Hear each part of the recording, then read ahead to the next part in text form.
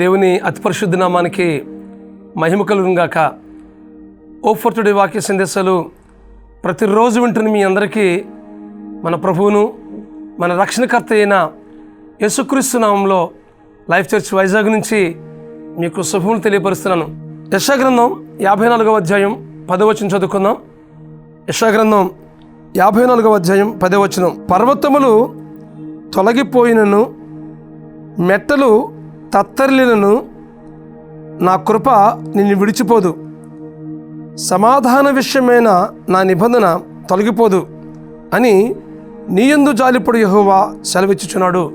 పర్వతములు తొలగిపోయినా, మెట్టలు తత్తరిల్లినా నా కృప విడిచిపోదు అనడంలో దేవుని కృప ఎంత ఉన్నతమైనదో, ఎంత బలమైనదో, ఎంత ఘనమైనదో మనం అర్థం చేసుకోవచ్చు. పర్వతాలు మెట్టలు కదిలిపోతాయా? అవి ఎప్పటికీ కదిలిపోవు, అవి ఎప్పుడు స్థిరంగానే ఉంటాయి. కాబట్టి స్థిరమైన కృప ఆయన కృప, నిత్యమైన కృప, శాశ్వతమైన కృప. చాలాసార్లు మనం దేవునికి దూరమైనటువంటి పరిస్థితుల్లో జీవిస్తున్నప్పుడు, ఏ పాప స్థితి మన జీవితంలో అలుముకుపోయిందో, ఏ బలహీనత మన జీవితాన్ని కృంగజేస్తుందో, రక్షణ మారు మనసు అనుభవం లేకుండా దేవుని సన్నిధిలో మనం దూరమైపోయినటువంటి పరిస్థితుల్లో మరలా ఆయన కృప నీ పట్ల విస్తరింపజేస్తున్నాడు. పర్వతములు తొలగిపోయినా, మెట్టలు తత్తరిల్లినా ఆయన కృప నీ పట్ల ఎప్పటికీ ఉంటుందని విషయాన్ని దేవుడు మరలా జ్ఞాపకం చేస్తున్నాడు. సమాధాన విషయమైన నిబంధన మనతో చేయాలని ఇష్టపడుతున్నాడు ఆయన. దేవునికి మనకి సమాధాన లేమి ఏదైతే ఉందో వాటన్నిటినీ ప్రభుత్వం మనం ఒప్పుకుని విడిచిపెట్టాలి. ఈ వాక్యం ఉంటుంది మీ జీవితంలో. ఆయన కృపకు నువ్వు పాత్రుడిగా జీవిస్తున్నావా? ఆయనతో సమాధాన పడే పరిస్థితి నీకుందా? ఏ విషయంలో ఇంకా దూరంగా ఉన్నావు? ఏ విషయంలో దేవునికి అయోగ్యమైనటువంటి జీవితాన్ని నువ్వు కలిగి జీవిస్తున్నావు? ఏ స్థితిలో నువ్వు పడిపోయావు? ఆ స్థితి అంతటి నుంచి మరలా నువ్వు దేవుని దగ్గరికి వచ్చినట్లయితే నీ పట్ల ఆయన విడివిన కృపతో ఆయన నిన్ను చేర్చుకుంటాడు. నా కృప నిన్ను విడిచిపోదు అంటున్నాడు కదా. అలాగే నీతో సమాధాన పడడానికి ఆయన నిబంధన చేసుకుంటున్నాడు. ఆయన నిబంధన కూడా నీ పట్ల తొలగిపోదు. అయితే దేవుని సన్నిధిలో మన స్థితి అంతటిని ఒప్పుకుని విడిచిపెడదాం. ఏ విషయంలో ఇంకా దూరమైనటువంటి స్థితి మన జీవితంలో ఉందో వాటన్నిటిని ఒప్పుకుందాం.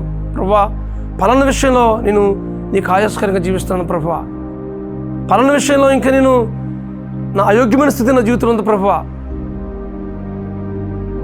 ఈ పాపం మన జీవితంలో నీకు నాకు దూరం చేస్తుంది ప్రభువా అని దేవుని సన్నిధిలో నువ్వు వచ్చి ఆయనకు అప్పగించుకున్నట్లయితే, పశ్చాత్తాపంతో నీ ప్రతి పాపాన్ని దేవుని దగ్గర ఒప్పుకున్నట్లయితే ఆయన కృపను నీ పట్ల విస్తరింపజేయడానికి ఇష్టపడుతున్నాడు.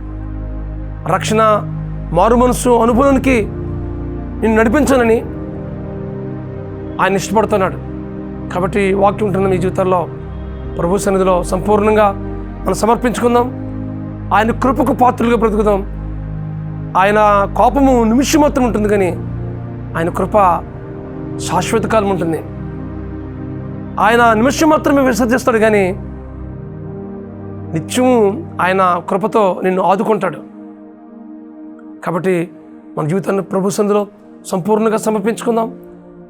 ఆయన కృపలో మన జీవితం, ఆయన కృపను పొందుకుంటూ మనం ఆశీర్వదించబడుతూ అనేక మందికి ఆశీర్వాదకరంగా ఉందాం.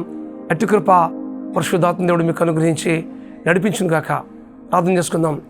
బ్రహ్మస్వరూపుడా, మహాకృపగల మా తండ్రి, ఇదిగో ప్రభువా, ఇదేనన్నా ఇచ్చిన ఈ వాగ్దానాన్ని మా ప్రియులందరూ స్వతంత్రించుకునేటట్లుగా ఈ కృపాకార్యాన్ని జరిగించండి ప్రభువా. పర్వతములు తొలగిపోయినా, మెట్టలు తత్తరిల్లినా నా కృప విడిచిపోదు అని వాగ్దానం ప్రభువా మా ప్రియుల జీవితంలో జరిగించమని ప్రార్థిస్తున్నాను మా తండ్రి. సమాధాన విషయమైన నా నిబంధన తొలగిపోదు అని సెలవిచ్చావు ప్రభువా. మీతో సమాధానకరమైనటువంటి స్థితి మా జీవితంలో స్థిరపరచమని ప్రార్థిస్తున్నాను మా ప్రభువా. మీకు మహిమకరంగా జీవించి మేము అనేక మందికి ఆశీర్వాదకరంగా ఉండేటట్లుగా కృప చూపించమని, మీ కృపను మేము పాత్రలుగా బ్రతుకుతూ మీకు మహిమకరంగా జీవించడానికి సహాయం చేసి నడిపించమని మా ప్రభువును, మీ ప్రియకుమారుడును, మా రక్షకుడినైనా యేసుక్రీస్తు నామములో ప్రార్థించి పెడుకుంటున్నాము పరమ తండ్రి. Amen, amen, amen. God bless you friends. Have a wonderful day.